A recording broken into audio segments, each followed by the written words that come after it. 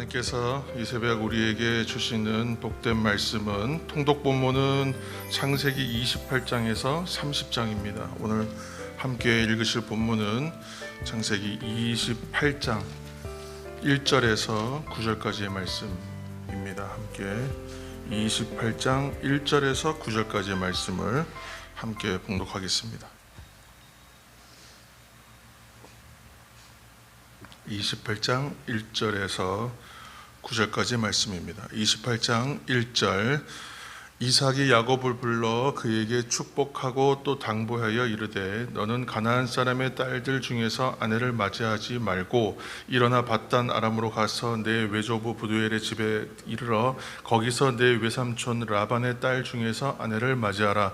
전능하신 하나님이 내게 복을 주시어 내가 생육하고 번성하게 하여 내가 여러 족속을 이루게 하시고 아브라함에게 허락하신 복을 내게 주시되 너와 함께 내 자손에게도 주사 또 너 하나님이 아브라함에게 주신 땅 곧 네가 거류하는 땅을 네가 차지하게 하시기를 원하노라.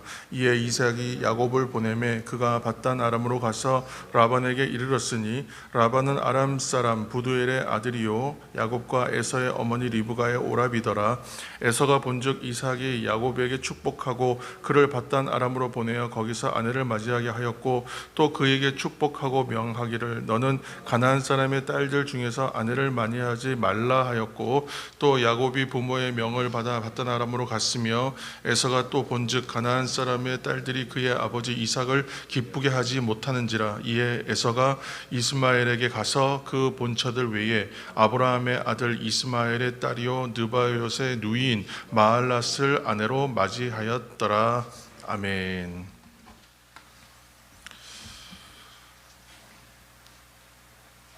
네, 지금 이제 우리가 읽어가고 있는 창세기의 이제 지금부터의 이제 뒷부분, 나머지 부분들은 25장 이제 19절 이하에 보시면 이제 이삭으로부터 시작된 족보가 이제 소개되고 있습니다. 그러니까 아브라함부터 시작해야 되는데 왜 이삭부터 족보가 이제 기록되느냐? 그래서 뭐 여러 가지 좀 몇 가지 설이 있지만 그것은 이제 아브라함은 이제 한 가정, 한 가문의 아버지로서의 어떤 그 이미지보다는 더 큰 이제 이미지이기 때문에 족보를 이삭부터 이제 한 가문의 족보로서는 이삭부터 적는 것이다. 이제 그렇게 이제 설명하는 것이 좀 가장 좀 받아들이기 좀 좋은 내용인 것 같아요.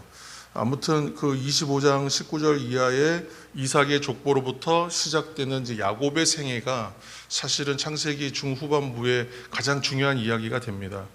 주류가 됩니다. 그래서 야곱의 생애를 소개하고 있다고 해도 지나친 말이 아닌데 그중 이제 오늘 통독 본문에 해당하는 28장부터 31장까지의 내용이 이제 야곱이 이제 집을 떠나서 이제 삼촌 라반의 집에 가서 라반과의 이제 갈등과 시련의 이야기, 또 그 이야기를 뒤를 잇는 것이 다시 이제 야곱과 이제 에서가 이제 재회하면서 생기는 갈등과 시련에 대한 이야기.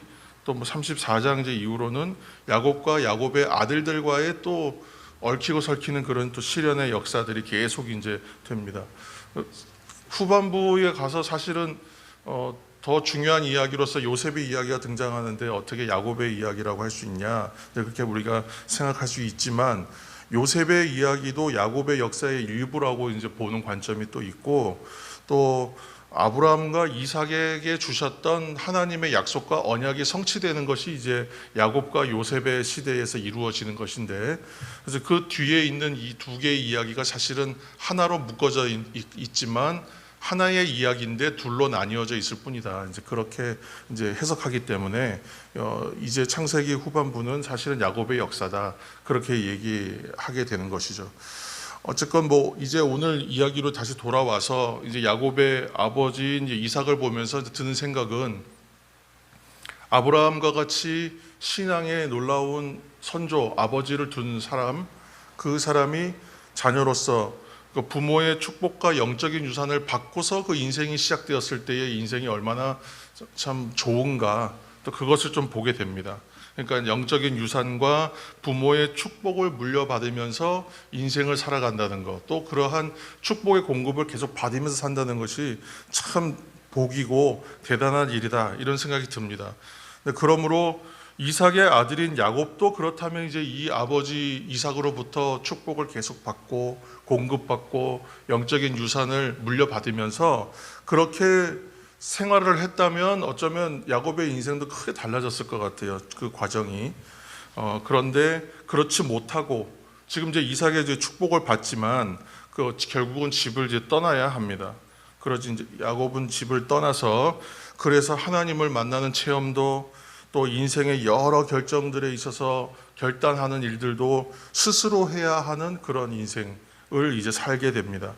결론적으로 리브가도 야곱을 떠나보내면서 며칠만 있다가 다시 돌아올 것처럼 생각했지만 사람의 마음처럼 일이 이렇게 되지 않잖아요. 그리고 믿음과 신앙의 인생에는 결코 요령이 없다. 그래서 머리를 써서 되는 일들은 성경에서 이루어지는 것을 우리가 볼 수가 없습니다. 근데 결론적으로 야곱이 잠시 떠나서 돌아올 수도 있다고 생각했지만 참된 헌신의 장소로 자기가 다시 돌아올 때까지는 거의 한 20년 정도의 인생의 시간을 돌아서 와야 되는 이제 그러한 과정이 이제 오늘부터 시작되는 겁니다. 야곱의 인생에서 그러면 이 지연된 20년의 시간이 자신의 인생에서 그냥 값지고 좋은 것으로만 남았느냐? 그렇지 않고 이 20년만큼의 어떤 불신앙과 불순종으로 점철된 어떤 시간들로 인하여 그가 참 값비싼 인생의 대가를 치르고 인생 공부를 했다라고 이제 생각이 됩니다. 이렇게 말씀드리는 근거는 이렇게 이제 출발했음에도 불구하고 야곱의 인생에서 있는 모든 갈등이나 고통이나 어려움의 시간들을 하나님께서 하나님의 섭리 가운데에서 결국은 하나님의 인도하심 가운데서 이 일들이 갈물이 될 수 있게끔 인도하셨기 때문에 결국은 하나님 앞에 좀 순종하고 충성되게 그 인생의 시간들을 살아냈다면 더욱더 다른 인생이 되지 않았을까라고 이제 말할 수 있는 것이죠. 사도 바울이 이야기한 것처럼 하나님은 세상에 미련한 것, 악한 것, 없는 것 이것들을 선택하셔서 지혜 있고 강하고 있는 것들을 폐하시는 것으로, 그러니까 육신과 세상으로는 이 땅에서 자랑할 것이 없다. 그렇게 사도 바울은 그 주님의 이제 그 삶의 어떤 그 영적인 원리를 설명했습니다. 그래서 하나님의 섭리와 그런 영적 원리 가운데에서 연단받으면서 약속의 후사로서 삶을 성취해 나가는 것이 이제 결국은 야곱의 인생이다라고 말할 수 있습니다. 그러니까 하나님의 섭리와 영적 원리 또 하나님의 인도하심 가운데에서 연단받는 인생으로 그 모든 과정들을 이제 설명할 수 있다는 것이죠. 오늘 이제 본문에 28장 이제 6절에서 9절 말씀을 우리가 다시 한번 읽겠습니다. 28장 6절에서 9절. 6절에서 9절입니다. 6절 말씀. 에서가 본즉 이삭이 야곱에게 축복하고 그를 밧단 아람으로 보내어 거기서 아내를 맞이하게 하였고 또 그에게 축복하고 명하기를 너는 가나안 사람의 딸들 중에서 아내를 맞이하지 말라 하였고 또 야곱이 부모의 명을 따라 밧단 아람으로 갔으며 에서가 또 본즉 가나안 사람의 딸들이 그의 아버지 이삭을 기쁘게 하지 못하는지라 이에 에서가 이스마엘에게 가서 그 본처들 외에 아브라함의 아들 이스마엘의 딸이요 느바요에서 누이인 마할랏을 아내로 맞이하였더라. 아멘. 이 본문을 영과 육 어떤 관점으로 살아가냐, 세상이냐 하나님이냐 관점을 어떻게 가지고 살아가느냐의 일종의 대비 또는 대결로 보는 그러한 이제 본문입니다. 형 에서는 육신이요 세상이죠. 그래서 그는 어떻게 보면 여호와께 불순종하고 부모의 뜻에 반역해서 가정에 이렇게 더 슬픔을 주는 그런 존재처럼 지금 나타납니다. 인생에서의 어떤 하나의 결정이 이후에 어떠한 결과를 가져오는지를 보여주는 하나의 교훈의 예가 되는데, 우리가 신앙생활에 있어서 지금 오늘날 청년 세대를 제가 이제 많이 지도하던 이제 경험이 있었어요. 하나님께서 그런 기회를 주셔서. 근데 청년들 지도할 때에 언제부턴가는 그걸 되게 확고하게 가르쳤던 것 같은데, 믿음의 사람들 만나고 믿음의 사람과 교제하고 믿음의 사람과 결혼해서 믿음의 가정 꾸리라는 것을 좀 많이 권면하게 되더라고요. 근데 그것을 왜 지금 그 말씀을 드리냐 하면, 지금 이제 에서가 깨닫지 못하는 사람으로 지금 나오는 이유가, 하나는 뭐냐면 아버지 이삭이 아브라함의 영적 유산을 일부라도 계승을 했잖아요. 그것에 비해서 에서는 일찍이 실수했어요.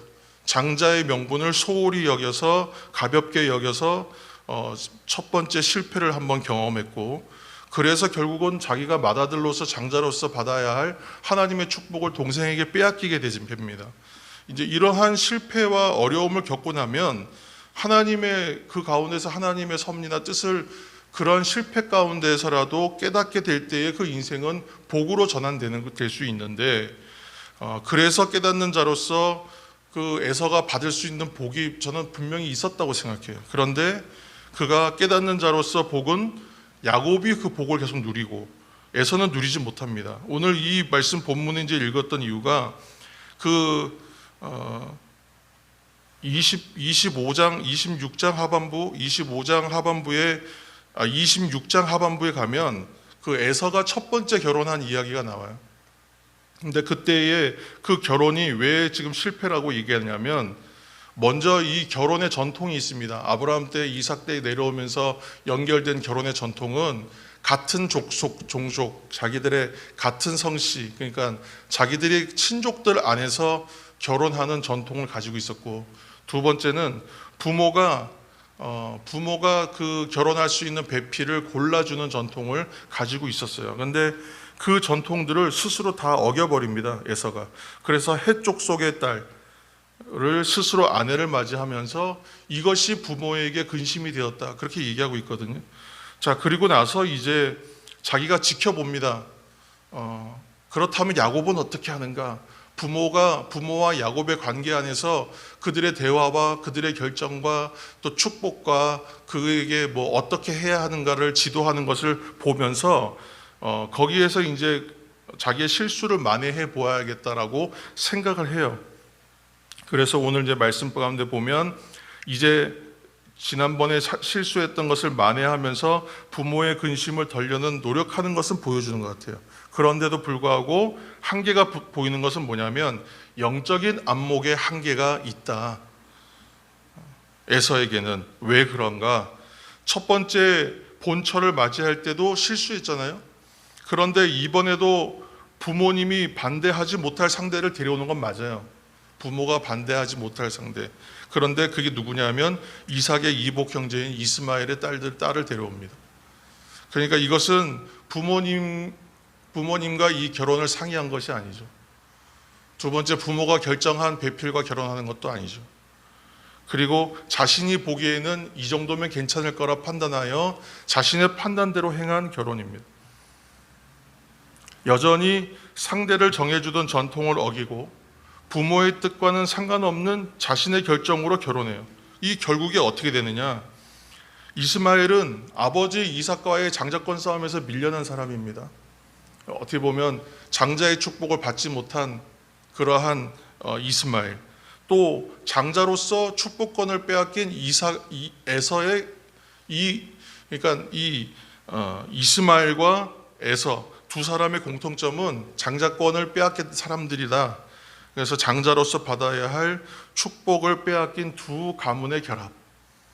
네, 제가 오늘 말이 갖고 좀 헷갈리는데, 그래서 장차 에서와 이스마엘의 후손이 갖게 되는 그러한 결론은 뭐냐면 이스라엘과 대적하는 그러한 민족으로서 남을 그 결과들을 지금 가져오게 되는 것입니다. 그래서 우리가 생각할 때에 항상 좋은 것을 선택하십시오. 제가 이제 그런 권면의 말씀들을 많이 드리는데, 좋은 것을 선택하는 것은 영적인 안목입니다. 영적 안목은 좋은 것을 많이 보는 것도 굉장히 중요해요. 그래서 좋은 예들을 보고 좋은 것들 안에서 좋은 것을 찾아내려는 노력도 필요합니다. 그러나 정작 중요한 것은 뭐냐면 본질을 제대로 볼 수 있는 것이 핵심이라는 거예요. 똑같은 것을 보아도 어떤 사람은 겉만 보는 사람이 있고, 똑같은 것을 보아도 어떤 사람은 진면목을 꿰뚫어서 보는 사람이 있다는 것입니다. 28장 12절 말씀 우리가 마지막으로 한 번 더 읽겠습니다. 28장 12절 말씀. 28장 12절 꿈에 본즉 사닥다리가 땅 위에 서 있는데 그 꼭대기가 하늘에 닿았고 또 본즉 하나님의 사자들이 그 위에서 오르락 내리락 하고 아멘. 에서는 땅에 속한 자로서 세상을 보는 시각은 있었지만 진정한 것을 볼 수 있는 그 안목은 가지지 못하여 그것이 안타까운 것입니다. 야곱은 비록 꿈속이지만 하늘에 닿아 있는 사닥다리를 봅니다. 하늘과 하나님을 꿈속에라도 하나님과 하늘을 바라보는 사람과 또 그 음성을 듣고 깨닫는 사람과 세상 속에서 답을 찾으려고 하는 사람의 인생은 결국은 달라질 수밖에 없다는 거예요.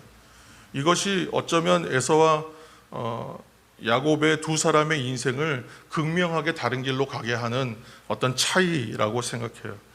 다시 우리가 성경을 읽어가면서 우리가 좀 발견하기를 바라는 것은 항상 좋은 것을 선택해야 한다. 좋은 것을 선택해야 된다. 그렇다면 좋은 것을 볼 수 있는 영적인 안목도 있어야 한다는 것입니다. 그래서 항상 열린 눈과 열린 생각과 열린 귀가 우리에게 필요합니다. 그래서 기도하실 때에 다시 성경을 읽어가는 이 기간에 열린 눈, 열린 생각, 열린 귀, 열린 입술이 되게 하여 주셔서 하나님의 생각, 하나님의 시선을 발견하게 하시고 그래서 본질적인 것을 깨달아 좋은 것을 선택해가는 인생이 될 수 있도록 우리를 인도하여 주옵소서. 그렇게 기도하시는 저와 여러분 되시기를 예수님의 이름으로 축복합니다.